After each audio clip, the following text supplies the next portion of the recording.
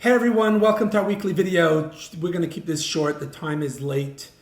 I'm actually talking to you from New York. We are at our annual conference, and sadly, many of our Israeli colleagues have not made it in this year. They simply can't leave their communities. I'm fortunate to be able to have gone for Shabbos, and I really am grateful that Bela and our Doda Musi from JGrads is holding down the fort. It's going to be a beautiful Shabbos dinner for students, and she's been meeting with students. You've all heard what's going on in campuses. It's not pretty, but we're blessed to be able to be there to support our students. It's really incredible to see the courage that our students have to stand up for what's right for our people with a deep sense of conviction, understanding of our 3,000-year-old history. In fact, just this week, we offer mezuzahs to students to put on their dorm rooms. Real sense of Jewish pride, along with a Star of David necklace. And one of the students that signed up for one, I called him up. I said, "Michael, you want a mezuzah?" He says, "Well, my parents are not sure I should put it on our door." I said, "Michael, this is a time to show courage, not to back down." And he's like, "Okay." Put up the mezuzah, and a couple days later, I said, "Michael, so what was the reaction from the students on your floor?" He says, "I got a lot of compliments." And that is the reality. If we stand up for what's right and we're proud, people respect us. They want to see that we have convictions, that we believe in it, we believe in something. And we're seeing that over and over again. And I'm really proud of our students who are standing up for what's right, for our people, for our history, and for our future. I want to just share a little thought from this week's Torah portion. We open up with the death of Sarah, the wife of Avraham, and Sarah has to go looking for has to go looking for a burial place for his wife. Of course, he finds the Ma'oras HaMachpelah, the cave of doubles in Hebron, and he goes there and he says to the Hittite tribe. He meets the head of the tribe, and that man in Ephron, and he says, "I'm a stranger and a resident. Please, I'd like a place to bury my wife."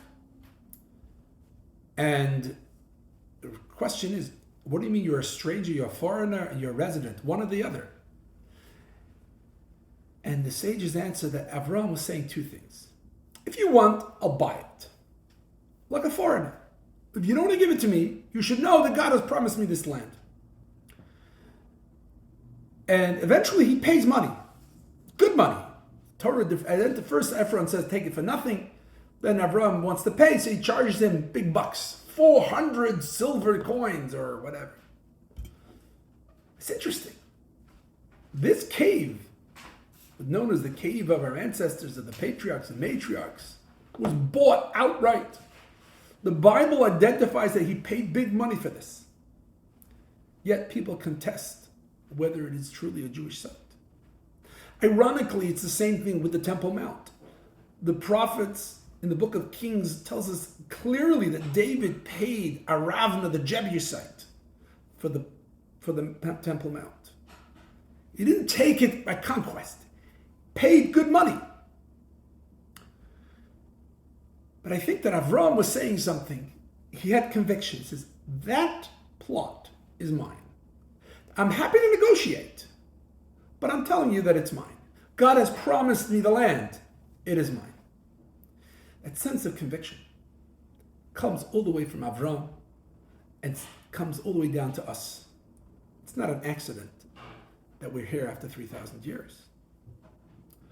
And I'm so proud and so blessed to be able to see this in our students, today's college students, that have that sense of conviction.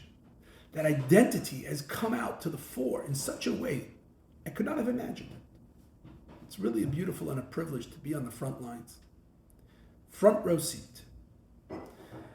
We're delighted that we're going to be taking a nice group of about 15 students to the March on Washington for this Tuesday. We're grateful to our donors who have helped us bring the students. It's not a cheap trip. Tickets are expensive, as you can imagine. But we're not going to be able to take everybody that applied. But we're very fortunate, and we're looking forward. Bela's going to lead the trip. Be proud, march proudly, stand up for our people, for our land, and for our future. With that, I wish you a good Shabbos.